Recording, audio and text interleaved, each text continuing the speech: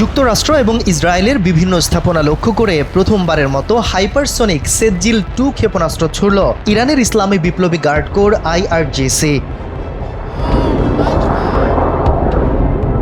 তথ্য বলছে, নৃত্যরত ক্ষেপণাস্ত্র নামে পরিচিতি পাওয়া সেজ্জিল ক্ষেপণাস্ত্র শব্দের চেয়ে ১৩ গুণ বেশি গতিতে ছুটতে সক্ষম, ফলে শত্রুপক্ষ হামলা ঠেকাতে তেমন সময়ই পায় না।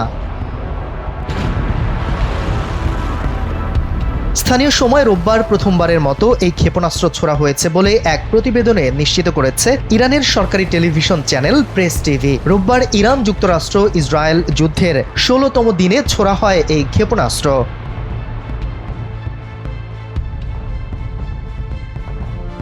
নৃত্যরত ক্ষেপণাস্ত্র ছাড়াও সেজ্জিলের আরও দুটি নাম রয়েছে, সাজ্জিল এবং আশুরা। এটি ইরানের নিজস্ব প্রযুক্তিতে তৈরি করা একটি শক্তিশালী মাঝারি পাল্লার ক্ষেপণাস্ত্র।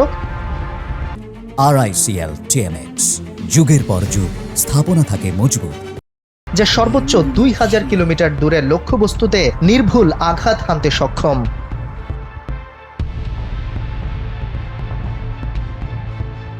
দুই স্তরের এই ক্ষেপণাস্ত্র সর্বোচ্চ ৭০০ কেজি বিস্ফোরক বহন করতে পারে। সেজ্জিল ক্ষেপণাস্ত্র উৎক্ষেপণের সময় তরল জ্বালানির পরিবর্তে সলিড জ্বালানি ব্যবহার করা হয় এবং এটির হাই অল্টিটিউড ম্যানুভারিং সক্ষমতা বা উচ্চ আকাশে বাঁক নেয়ার ক্ষমতা একে নৃত্যরত ক্ষেপণাস্ত্র বা ডান্সিং মিসাইল হিসেবে পরিচিতি দিয়েছে।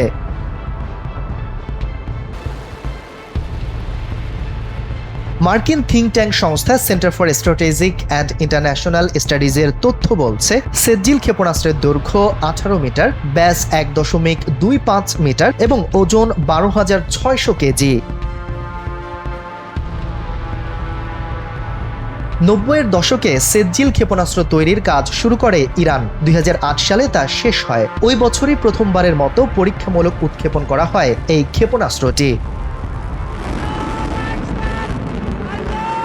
সেজ্জিলের দুটি সংস্করণ রয়েছে, সেজ্জিল-১ এবং সেজ্জিল-২। প্রথমটি স্বল্প পাল্লার, দ্বিতীয়টি মাঝারি পাল্লার। রোববার মাঝারি পাল্লার সেজ্জিল-2 ক্ষেপণাস্ত্রই নিক্ষেপ করে ইরান। শফিকুল ইসলাম শান্ত, NPB।